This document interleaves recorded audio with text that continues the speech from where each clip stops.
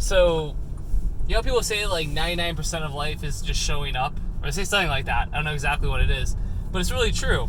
And the reason it's true is because, as obvious as it sounds, 99% of people don't fucking show up ever. It's like, I want to be like, I'm not trying to channel my inner Gary Vee when I talk about this, but it's something that I've noticed just for such a long time. Even when I was a lot younger and had like no money and anything like that, and now I'm older and I have lots of money, but the principle is the same, which is when I was starting out a business early on, or today I have multiple businesses, the vast majority of salespeople in an organization are awful. The vast majority of organizations are awful and they don't care about their customers, and the experience you get is terrible. I can't tell you how many times I can just rattle off examples, like most recently about wanting to get a luxury car and texting the guy at the dealership. I'm driving a fucking 2020 Bentley, like Flying Spur W12. Laura can do the glamour shot on it, the camera woman. But like, yeah, it's a sick car, first edition. Thanks, Laura, for pointing that out too. And then like the following week, I hit up the rep about getting a Bentayga. So like, because our family car is the lease is up on it, and so I'm like, hey man, like, can we do this and that for this Bentayga? He's like, yeah, I'll look into it. And that was last Wednesday. Today's Monday. It's 5 days ago. I sent a follow-up today. He's like, oh yeah, I'll get back to you on Thursday about it. So it's gonna be like 8 days when I'm like trying to buy a $200,000, the Bentayga was to be a $220,000 car. And it's like 8 days, and I had to follow up with the guy to be like, hey, I'm trying to like buy this car and give you like my money. Maybe he's not on commission. I don't know. But I remember buying a Nissan Titan, or actually not buying a Nissan Titan, wanting to buy a Nissan Titan. With Laura, we were in Mobile, Alabama of 2013. We lived in Pensacola. We were in Mobile, Alabama. I went to buy a truck. I saw this Titan. I liked it.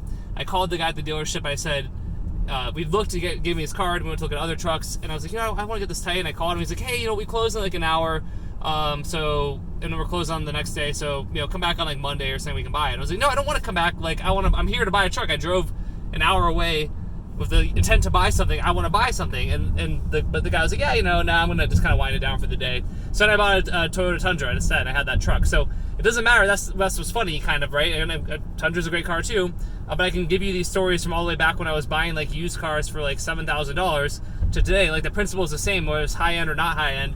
It's people and sales reps who just don't really care that much, aren't that motivated, and lose sales because of it. So I'm not like a sales guy in the traditional sense, but I'm a copywriter. I sell stuff with the written word, and I'm somebody who's a business person who's run a bunch of businesses, and you notice it time and time again, which is that like people just don't care. We've done this with real estate. We looked at houses that cost $4 million, that cost like $10,000 or $20,000 a month to rent, and you reach out to them, they never respond, or they're like, hey, oh yeah, can you just text me what you're looking for? It's like, no, I can't.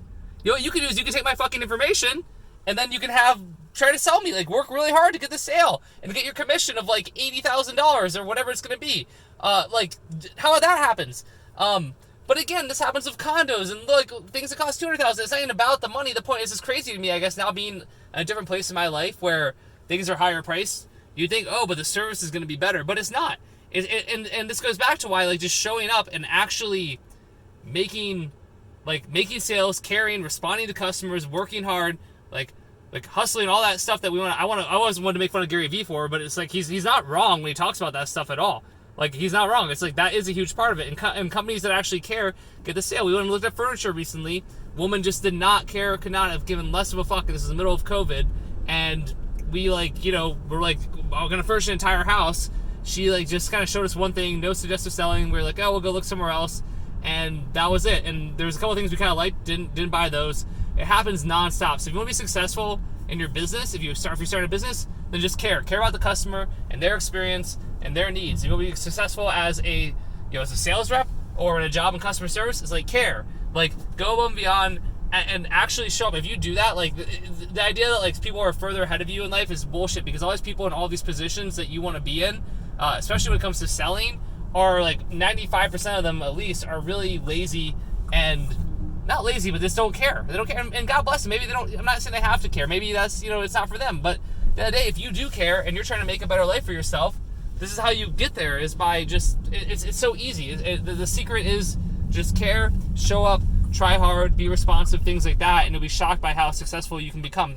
Even as a copywriter, with just talking with clients, providing updates, interfacing with them, things like that, delivering your project on time when you say you're going to. Just for a copywriter alone, That can set you apart from 99% of copywriters who look at the client as a burden and a pain in the ass instead of looking at them as someone they're servicing and helping to grow their business and to reach their dreams. So that's it. Rant over, but hopefully you find it valuable.